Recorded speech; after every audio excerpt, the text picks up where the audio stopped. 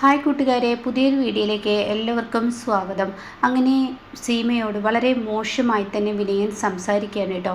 ഒട്ടും പിടിക്കുന്നില്ല ലതികക്കും ലംബോദരനും. സീമക്കാണെങ്കിലോ എന്താണ് അവിടെ പറയേണ്ടതെന്നറിയാതെ ഒന്ന് പകച്ചു പോവുകയാണ്. വിനയൻ പറയുകയാണ്, കട പോലും ഓപ്പൺ ആവാത്ത ഞാൻ നിങ്ങളുടെ ഭർത്താവിന് എങ്ങനെ ജോലി കൊടുക്കാനാണ് സീമ ചേച്ചി?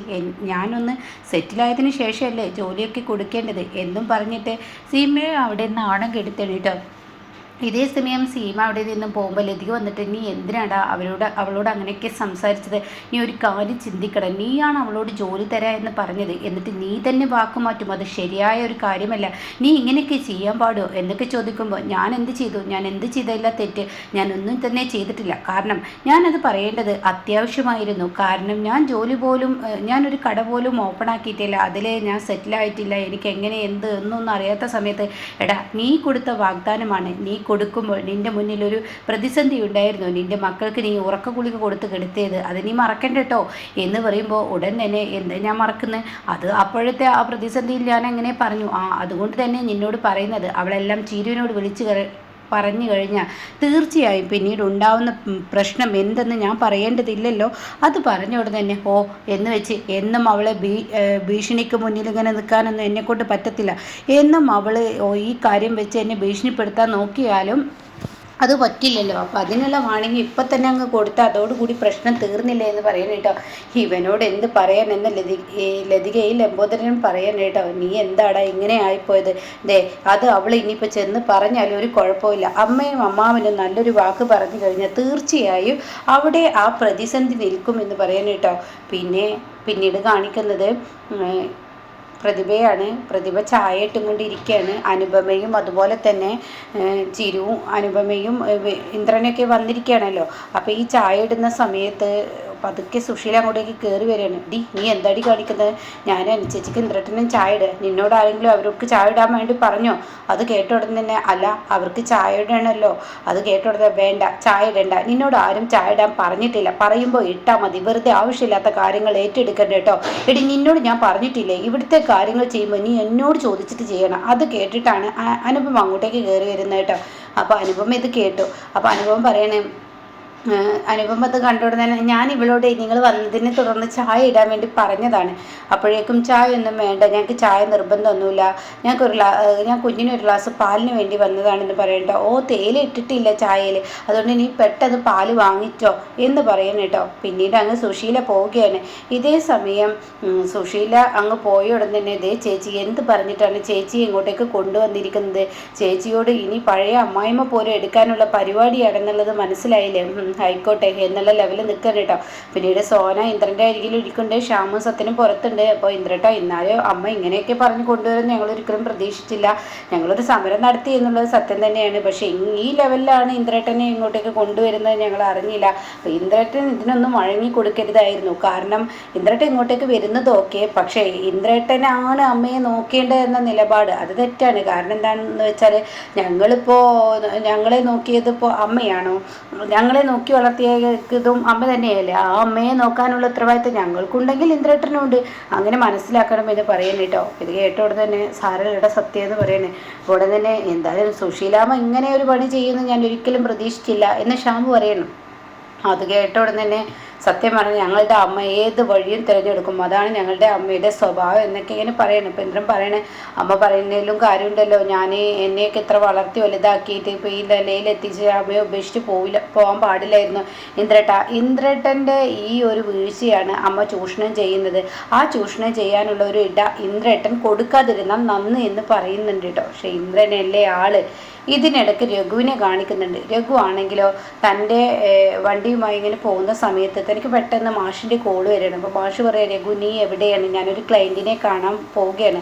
ഓക്കെ, നീ ക്ലയൻറ്റിനെ കാണാൻ പോവുകയാണെങ്കിൽ നീ നമ്മുടെ വീട്ടിലോട്ടൊന്ന് വരുമോ? അമ്മാവ ഇതെന്താ ഈ പറയുന്നത്? നമ്മുടെ വീട്ടിലോട്ട് വരാനോ? അതെന്താ നിനക്ക് വരാൻ പറ്റില്ലേ? അല്ല എന്നാലും അങ്ങോട്ടേക്ക് ഇതെന്താ ഞാൻ വിളിച്ചാൽ നീ വരത്തില്ലേ എന്ന് ചോദിക്കുകയാണ്. ഉടൻ തന്നെ അതല്ല അമ്മാവ, ഞാൻ അങ്ങോട്ടേക്ക് വന്നാൽ അത് നീ നമ്മുടെ വീടെന്ന് ഉദ്ദേശിച്ചത് അങ്ങോട്ടല്ല, അതായത് നീ ഉദ്ദേശിക്കുന്ന പഞ്ചരത്നം വീട്ടിലോട്ടല്ല, ഇവിടുത്തെ വീടുണ്ടല്ലോ അവിടോട്ട് വരാനാണ് ഞാൻ നിന്നോട് പറഞ്ഞത്. ഓ അങ്ങോട്ടായിരുന്നു അമ്മാവ. പഴയതുപോലെ മക്കളെ ഒന്നും എനിക്ക് വരച്ച വരെ നിർത്താനൊന്നും എനിക്കുള്ള അതിനുള്ള സ്വാതന്ത്ര്യം കഴിവൊന്നും ഇല്ലല്ലോ. അതെന്താ അമ്മാവ അങ്ങനെ പറയുന്നത്? അങ്ങനെയൊന്നും പറയാതെ അമ്മാവ, അമ്മാവന് എന്ത് വേണമെങ്കിലും ചെയ്യാം. പഴയതുപോലെ ഞങ്ങളോട് ആ രീതിയിൽ പെരുമാറാനൊക്കെ അമ്മാവന് കഴിയും. അമ്മാവൻ എൻ്റെ അമ്മാവൻ തന്നെയാണ്, അമ്മാവൻ പറഞ്ഞതിന് അപ്പുറമില്ല. എന്നാൽ രഘു നീ പെട്ടെന്ന് വരാൻ നോക്ക് ഇങ്ങോട്ടേക്ക്. ശരി ആയിക്കോട്ടെ എന്നും പറഞ്ഞ് ഫോൺ വെക്കാണ്. പിന്നീട് രഘു യാത്രയാകുമ്പോൾ രഘുവിൻ്റെ മുന്നിൽ കാണാം ആമിയുടെ കുഞ്ഞൊരു ഓട്ടോയിൽ നിന്ന് ഇറങ്ങുന്നത്. ഇത് കാണുന്നതിനോട് കൂടിയിട്ട് ആ വാർഡനുമായിട്ടാണ് കേട്ടോ വന്നിരിക്കുന്നത്. അപ്പോൾ രഘുവിൻ്റെ മനസ്സമാധാനം പോയി. രഘു ആണെങ്കിൽ ഈശ്വര ഇതെന്താ, ആമിക്ക് എന്ത് പറ്റി, ആമി എന്താ കുഞ്ഞിനും കൊണ്ട് നടക്കാത്തപ്പോൾ എന്തോ പ്രശ്നമുണ്ടല്ലോ എന്നൊക്കെ താൻ തന്നെ മനസ്സിൽ ചിന്തിക്കുകയാണ്. പിന്നീട് ഒന്നും നോക്കില്ല, താൻ പെട്ടെന്ന് ആമിയുടെ കുഞ്ഞിനെ എന്തായി എന്നറിയാൻ വേണ്ടിയിട്ട് അവിടെ നിൽക്കുകയാണ്. അപ്പോൾ ഹോസ്പിറ്റലിലോട്ട് കൊണ്ടുപോകുന്ന ആ രംഗമാണ്. അങ്ങനെ ഈ ഒരു വാർഡൻ തിരിച്ചു വരുന്നത് വരെ രഘു ഒരുപാട് നേരം കാത്തുക്കിട. തൻ്റെ അമ്മാവൻ തന്നോട് ചെല്ലാൻ പറഞ്ഞതൊക്കെ മറന്നിരിക്കുന്നു കേട്ടോ. അങ്ങനെ ഈ സമയം വാർഡൻ തിരിച്ചു വരണം. വാർഡനെ കണ്ടോടെ തന്നെ രഘു ഓടിച്ചെല്ലാണ്. എന്താ കുഞ്ഞിനെ എങ്ങനെയുണ്ട്, അമ്മയുടെ മോളെ കാണണമെന്ന് എനിക്ക് ഒരുപാടായി ആഗ്രഹം ഉണ്ടായിരുന്നു, ഇപ്പോൾ കാണാൻ പറ്റി, എന്തായാലും കുഴപ്പമൊന്നുമില്ലല്ലോ. ഇല്ല കുഴപ്പമൊന്നുമില്ല, എന്നാൽ ഞാൻ ഓട്ടോയിൽ കൊണ്ടുവിടട്ടെ ഞാൻ നിങ്ങളെ കൊണ്ടുവിടട്ടെ എന്ന് ചോദിക്കുമ്പോൾ അയ്യോ അത് വേണ്ട, ഞങ്ങൾ ഓട്ടോ പിടിച്ചോളാം. അതെന്താ എന്നെ മനഃപൂർവ്വം നിങ്ങളെല്ലാവരും ഒഴിവാക്കുകയാണ്. അതുകൊണ്ടൊന്നുമല്ല, എന്നാൽ എൻ്റെ വണ്ടിയിൽ കയറിക്കോ, ആയിക്കോട്ടെ എന്ന് പറയണം. അങ്ങനെ ആമിയുടെ കുറിച്ച് വിവരങ്ങൾ തിരക്കാണ്. ഇതെന്താ ആമിക്ക് എന്ത് പറ്റി, ആമി എന്താ കുഞ്ഞിനെ കൊണ്ടുവരാത്തെന്നൊക്കെ ചോദിക്കുമ്പോൾ ആമിക്കൊന്നും പറ്റിയിട്ടില്ല. ആഴ്ചയിൽ 2 ദിവസമല്ലേ കൊണ്ടുവരണ്ടേ. ഒരു ദിവസം ഞാനും കൊണ്ടുവരും, ഒരു ദിവസം അവളും കൊണ്ടുവരും. കാരണം ആമി ഇപ്പോൾ ഒരു ജോലിക്ക് പോയിക്കൊണ്ടിരിക്കുക, ഒരു സൂപ്പർ മാർക്കറ്റ് ജോലിക്കോ എന്തൊക്കെയാണ് ഈ പറഞ്ഞ് കേൾക്കുന്നത്. അതെ ജോലിക്ക്. അവൾ എന്തിനാ ഇങ്ങനെ കിടന്ന് കഷ്ടപ്പെടുന്നു, പാവം പെണ്ണ്. ഒരു ജീവിതം മുട്ടിക്കാൻ വേണ്ടി അവൾ പെടാപ്പാട് പെടുകയാണ് എന്നൊക്കെ പിന്നെ പറയുമ്പോൾ രഘു മനസ്സിൽ ചിന്തിക്കണം, ഈശ്വര ഞാൻ ചെയ്ത് തെറ്റായി പോയല്ലോ എന്നിങ്ങനെ ആ ലെവലിൽ നിൽക്കണം. അപ്പോൾ ഉടൻ തന്നെ ഞങ്ങളാരും അവളെ സഹായിക്കില്ലെന്ന് പറഞ്ഞിട്ടില്ലല്ലോ, പിന്നെ എന്തിനാ ആമി ഇങ്ങനെ ഒഴിഞ്ഞു പോകുന്നത്, ആമിയെ ഞാൻ സഹായിക്കുമല്ലോ എന്നൊക്കെ പറയുമ്പോൾ രഘു നീ അവളെ സഹായിക്കുമായിരിക്കും, പക്ഷെ ഒരാളുടെ സഹായം സ്വീകരിക്കുമ്പോൾ നിൻ്റെ കുടുംബം തകരുന്നത് നീ ശ്രദ്ധിക്കണം. അതുകൊണ്ടാണ് ആമി ഒഴിഞ്ഞു പോകുന്നത്. നിൻ്റെ കുടുംബജീവിതത്തിനാണ് നീ കൂടുതൽ പ്രാധാന്യം നൽകേണ്ടത്. നിൻ്റെ കുടുംബജീവിതം നിനക്കൊരിക്കലും തിരിച്ചു കിട്ടാത്ത വിധത്തിലായി കഴിഞ്ഞാൽ പിന്നെ ഒരു രക്ഷയില്ല എന്നൊക്കെയാണ് പറയുന്നത് കേട്ടോ. അപ്പോൾ ഈ സമയം രഘു പറയണം ഇല്ല കുഴപ്പമൊന്നുമില്ല എന്നിങ്ങനെ പറയുന്നുണ്ട്. എൻ്റെ രഘു മനസ്സിൽ ചിന്തിക്കുകയാണ്, എൻ്റെ കുടുംബജീവിതത്തിന് വേണ്ടിയാണ് ആമി എന്നിൽ നിന്ന് ഒഴിഞ്ഞു പോയത്, അപ്പോൾ ഇതായിരുന്നുല്ലേ പാവം പെട്ടിനെ ഞാൻ തെറ്റിദ്ധരിച്ചു എന്നൊക്കെ രഘു ചിന്തിക്കുകയാണ്.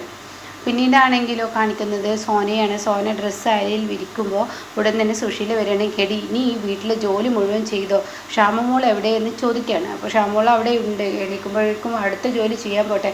എടി നീ നിൻ്റെ വിലയും നിലയും കളയരുത്. നീ ഒരു നാത്തൂനാണ്, ആ നാത്തൂൻ എന്ന ആ വില നീ ഒരിക്കലും കളഞ്ഞു പിടിക്കരുത്. അത് നിനക്ക് ആപത്താണ്, നല്ലതിനാവില്ല. ആ നാത്തൂൻ എന്ന ആ വില നീ കളയണ്ട, അത് നിനക്ക് ദോഷം ചെയ്യത്തുള്ളൂ. എന്താ അമ്മ ഈ പറഞ്ഞു വരുന്നത്? അതെ നീ വല്ലാതെ ഈ വീട്ടിൽ പണിയൊന്നും ചെയ്യണ്ട, പണിയൊന്നും ചെയ്യാതെ ഞാനിവിടെ ഇങ്ങനെ ഭരിച്ചിരിക്കണം എന്ന് അമ്മ പറയുന്നത്. അതൊന്നും വേണ്ടടി, നിൻ്റെ ഭർത്താവിന് ജോലി ഇത്ര വലിയ നല്ല ജോലിയൊന്നുമല്ല, അതിൽ നിന്ന് എന്തെങ്കിലും ഒരു കിമ്പളം കിട്ടിക്കഴിഞ്ഞാൽ അത് നിനക്ക് എത്തിപ്പോവില്ല, അത് നീ മനസ്സിലാക്കി. ഇതൊക്കെ പറയുമ്പോൾ ഉടൻ തന്നെ എന്തിനാ അമ്മ ഇതൊക്കെ പറയുന്നത്? അതുകൊണ്ട് ഞാനൊരു കാര്യം പറയട്ടെ, നീ ഒന്ന് പഠിക്കാൻ പോയിക്കോ. ഈ സമയത്ത് ഞാൻ പഠിക്കാൻ പോയി, പഠിപ്പൊക്കെ മടുത്തിരിക്കുന്ന ഈ സമയത്തോ? അല്ല ഞാൻ അങ്ങനെയല്ലോ ഉദ്ദേശിച്ചത്, നിനക്കൊരു ശമ്പളം കിട്ടുന്ന ഒരു ജോലി പഠിക്കാൻ നോക്കിയെന്ന്. അത് എന്ന് വെച്ചാൽ പണ്ടൊക്കെ എനിക്ക് ഫാഷൻ ഡിസൈനിങ്ങിനോട് വലിയ താല്പര്യമായിരുന്നല്ലോ, അത് പഠിക്കാൻ. എന്താ അമ്മ ഈ പറയുന്നത്? അതിനൊക്കെ ഒരുപാട് പൈസ വേണ്ട, അതിന് പോകണമെന്നില്ലടി. എനിക്ക് പണ്ട് ബ്യൂട്ടീഷ്യൻ കോഴ്സൊക്കെ ചെയ്യണം താല്പര്യം ഉണ്ടായിരുന്നില്ല, അത് നീ പഠിച്ചുകൂടാ. അതാവുമ്പോൾ ചെറിയ മാസത്തെ കോഴ്സല്ലേ ഉള്ളൂ. അത് കേട്ടോടുന്നതിന് ആ 3 മാസത്തെ കോഴ്സ്, അതിനും അമ്മ അത്യാവശ്യം ക്യാഷ് വേണം. അതൊക്കെ ഞാൻ ഇന്ദ്രനിൽ നിന്ന് വാങ്ങിത്തരാം. ഇന്ദ്രൻ്റെ ഇപ്പോഴത്തെ മാനസികാവസ്ഥ അവൻ എനിക്ക് എന്തും ചെയ്തു തരാൻ തയ്യാറാണ്. അത് നിനക്കറിയാലോ. അതൊക്കെ എനിക്കറിയാം. അപ്പോൾ അതുകൊണ്ട് നീ അത് പഠിക്കരുത് പെണ്ണെ, നിൻ്റെയും കൂടി ആവശ്യത്തിന് വേണ്ടിയാണ് ഞാൻ ഈ പറയുന്നത്, നീ അത് ചെയ്യുമെന്ന് പറയണം. ഈ സമയം ഓക്കെ ഞാനത് ചെയ്തോളാം, ഷ്യാമേട്ടനോട് കൂടി ചോദിക്കട്ടെ. ഒരു ഷ്യാമിൻ്റെ കാര്യം നീ പറയണ്ട, അവന് നിനക്ക് നല്ലത് വരുന്നൊന്നും അവന് പറയത്തില്ല. അതുകൊണ്ട് ഞാൻ പറയുന്നത് നീ ചെയ്യുമെന്ന് പറയണേ. ഇതേ സമയം സോനൊന്നും മിണ്ടാതെ അവിടെ നിന്ന് പോവുകയാണ് കേട്ടോ. പിന്നീട് കാണിക്കുന്നത് മാഷിനെയാണ്. മാഷിന് ഭാനുമ്മ ചായയൊക്കെ കൊടുന്നു കൊടുക്കണേ. അപ്പോൾ രഘു ഇതുവരെ വന്നില്ലേ എന്നൊക്കെ ചോദിക്കുകയാണ്. അവന് വല്ല തിരക്കിനും പെട്ടുപോയിട്ടുണ്ടാവും എന്ന് മാഷിനോട് തിരിച്ച് ഭാനുമ്മ മറുപടി പറയണം. അപ്പോഴാട്ടോ രഘു കയറി വരുന്നത്. അങ്ങനെ രഘു അകത്തോട്ട് കയറി വരികയാണ്. അപ്പോൾ തന്നെ മാഷ് ചോദിക്കുകയാണ്, എന്താ രഘു കുറച്ച് തിരക്കുണ്ടായിരുന്നു അമ്മാവ, എന്നാൽ നീ ഇവിടെ ഇരിക്കുന്നത് പറയണം. അങ്ങനെ രഘുവും മാഷും കൂടി സംസാരിക്കുന്ന ആ ഒരു സീനാണ് കേട്ടോ ഇനി നമുക്ക് മുന്നിൽ കാണാനിരിക്കുന്നത്.